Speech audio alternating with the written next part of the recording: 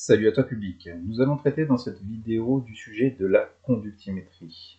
Alors je vais commencer avec cette petite animation qui permet de mieux fixer les choses. La conductimétrie, c'est une science qui étudie la capacité qu'ont les solutions à transporter des charges électriques.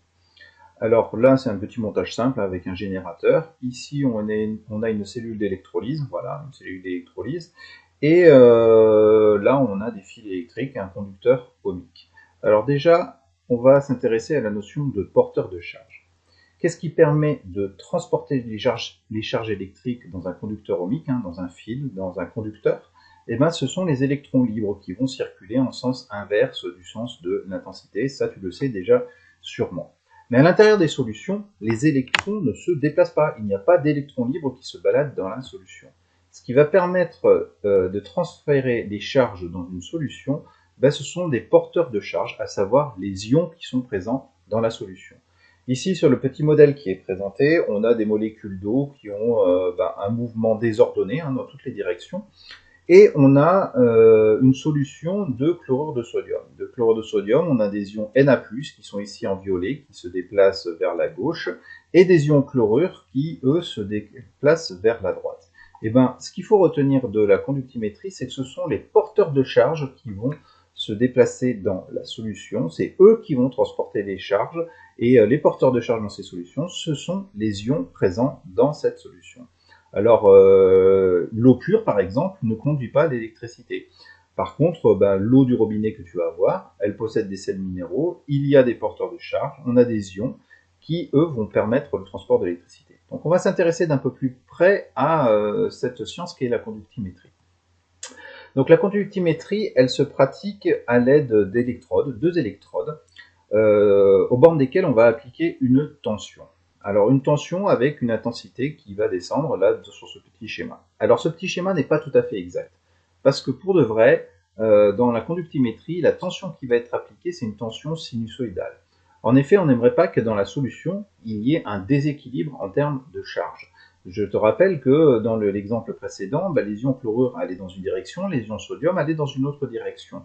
Et au final, on ne voudrait pas qu'il y ait une accumulation d'ions chlorure sur une borne et d'ions sodium sur l'autre borne et qu'il n'y ait plus de migration possible. C'est pour ça qu'on applique une tension sinusoïdale qui va du coup induire le fait que les ions chlorure, un coup ils vont se déplacer vers la droite et un autre coup ils vont se déplacer vers la gauche. Donc ils vont se déplacer alternativement dans un sens et dans l'autre pour se rapprocher de l'une ou des deux de l'autre électrode.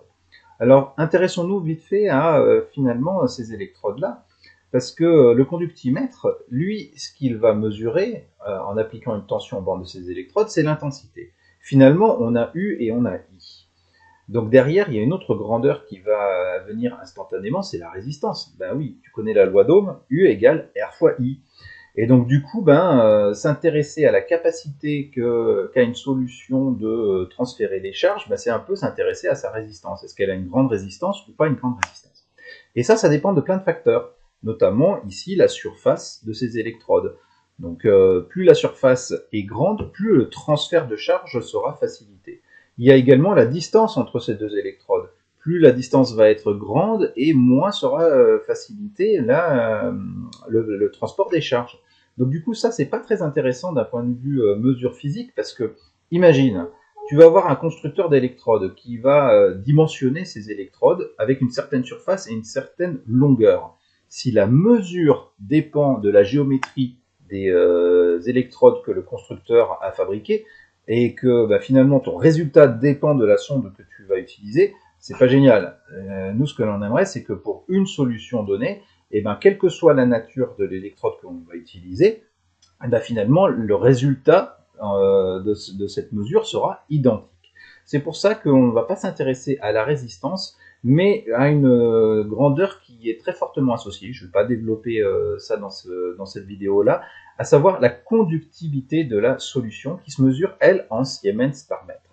Alors cette mesure-là permet de s'affranchir de la géométrie de l'électrode qui va être utilisée, et quelle que soit la solution, et quelle que soit surtout l'électrode que tu vas utiliser, la mesure de la conductivité sera la même. Bon, on a vu que cette conductivité, elle était liée au porteur de charge. Alors on peut se poser la question, finalement, quels sont les différents facteurs qui vont influencer cette conductivité dans la solution? Est-ce que la température a une influence? Est-ce que la nature des ions a une influence? Est-ce que la concentration a une influence? Donc ce que je te propose de voir dans cette vidéo, c'est d'étudier ces trois paramètres. Alors le premier paramètre qu'on va étudier, c'est la température. Donc évidemment, on va travailler avec différentes solutions qui ont la même nature d'ion, les mêmes porteurs de charge, à la même concentration, et le seul paramètre que l'on va faire varier, c'est la température. Quand on va étudier la nature des ions, on va travailler à température constante et à concentration constante, mais on va changer la nature des porteurs de charge. Et même raisonnement pour la concentration, on travaillera à température identique, à nature d'ion identique, et on fera varier la concentration. Allez, c'est parti, on y va sur l'influence de la température. Donc là, j'ai pris une même solution de chlorure de sodium que j'ai portée à 80 degrés et une autre que j'ai laissée à 8 degrés, température du frigo. Donc là, au final, on mesure les différentes conductivités. À 80 degrés, on s'aperçoit qu'on a une conductivité plus grande. Elle est à 10,7 millisiemens par centimètre, ce qui revient à 1,07 siemens par mètre, et que cette conductivité est légèrement inférieure lorsque la température est plus faible. Bon, déjà, on peut voir qu'il y a une influence de la température sur la conductivité. Après, derrière, si on essaie de raisonner d'un point de vue microscopique, on s'est bien rendu compte que ces anions et ces cations, ces ions chlorure et ces ions sodium, ils doivent se déplacer dans une solution qui est constituée de molécules d'eau, et que plus la température est importante, plus l'agitation des molécules va être importante. Donc qu'il y a un rapport entre la température et la conductivité d'une solution, c'est pas complètement hallucinant non plus. Allez, on y va, on détermine maintenant la nature de l'influence de l'espèce. Donc là, on va travailler à température constante et à concentration constante. Pour la manipulation, j'ai pris pour les trois espèces une concentration de 10 millimoles par litre. Une solution de chlorure de sodium, là, sa conductibilité, elle était mesurée à 9,910-2 siemens par mètre. Maintenant, je prends de l'hydroxyde de sodium. Hydroxyde de sodium, là, on est à 0,30. On voit déjà que la conductivité a très largement augmenté. Alors, si on s'intéresse aux ions sodium, vu que les concentrations sont identiques, il y a la même quantité d'ions sodium dans la solution. Et oui, il y a la même quantité d'ions sodium. Donc du coup, ça veut dire quoi? Que si la conductivité, elle augmente parce que j'ai remplacé les ions chlorure par des ions hydroxydes qui sont ici. Donc a priori, on pourrait en déduire que les ions hydroxydes conduisent mieux, sont des meilleurs porteurs de charge que les ions chlorure. C'est ce que l'on va vérifier ultérieurement dans la vidéo. Deuxième manipulation, ici j'ai du chlorure d'hydrogène, de l'acide chlorhydrique, j'ai mesuré sa conductivité et là je tombe sur 0,39. Ah, on a une encore meilleure conductivité que pour la solution d'hydroxyde de sodium.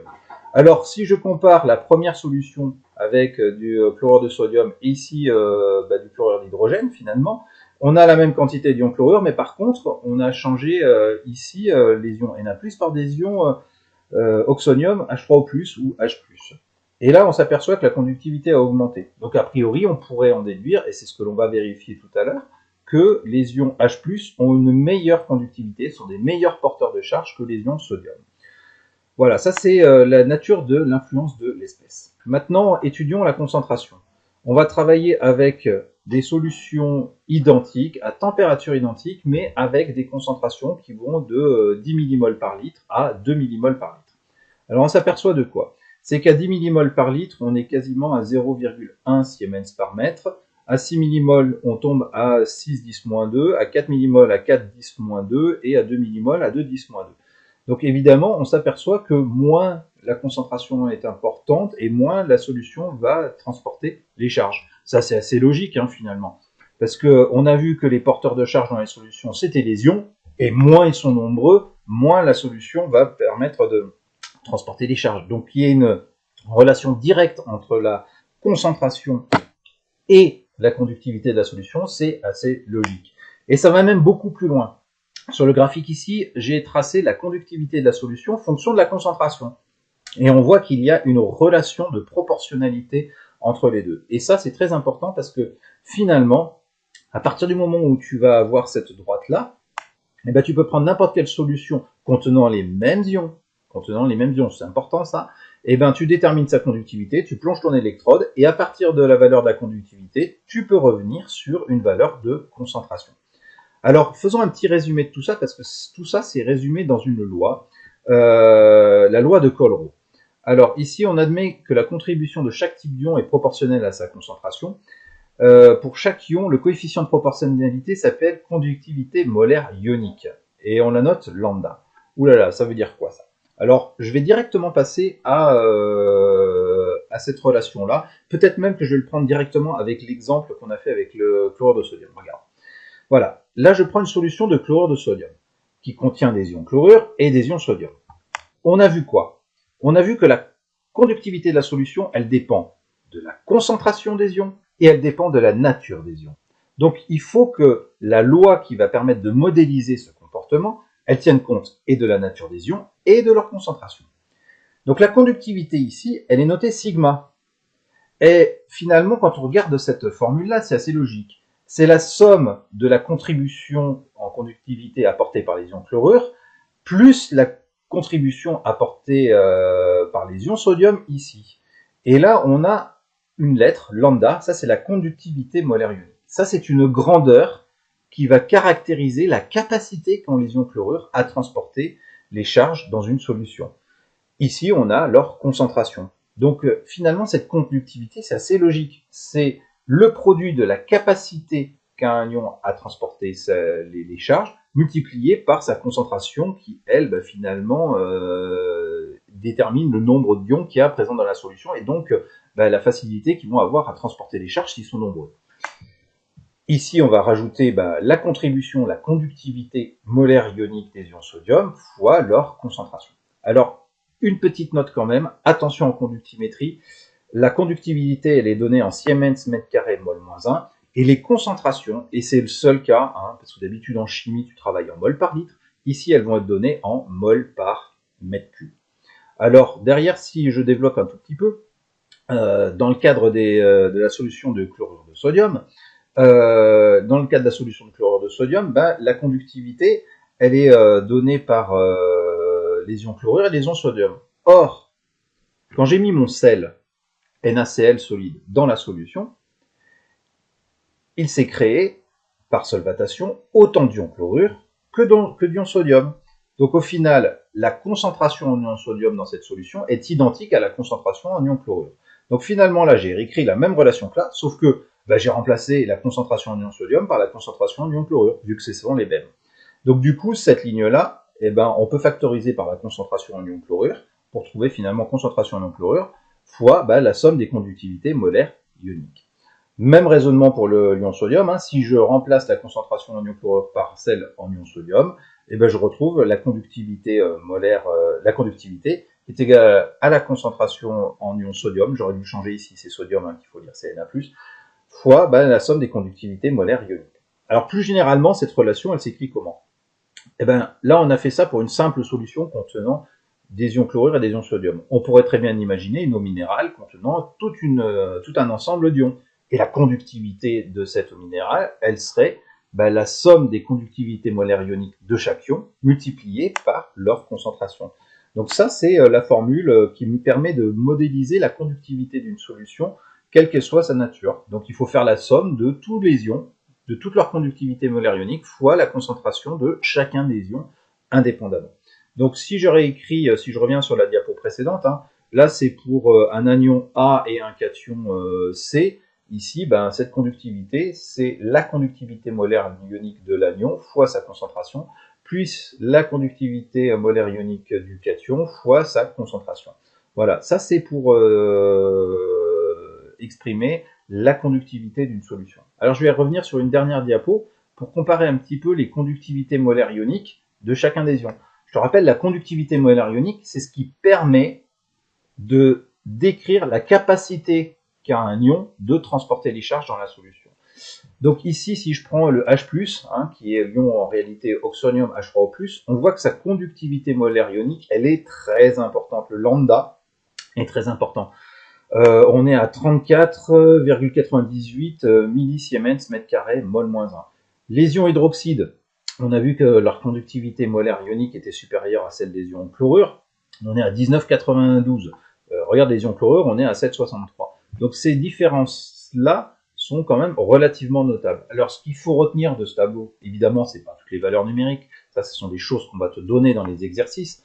Ce qu'il faut retenir quand même, c'est que l'ion oxonium ici et l'ion hydroxyde sont les deux ions qui ont les conductivités molaires ioniques les plus importantes. Voilà, j'en ai terminé pour cette vidéo. J'espère que tu as compris le principe de la conductimétrie et je te dis à très bientôt sur la chaîne.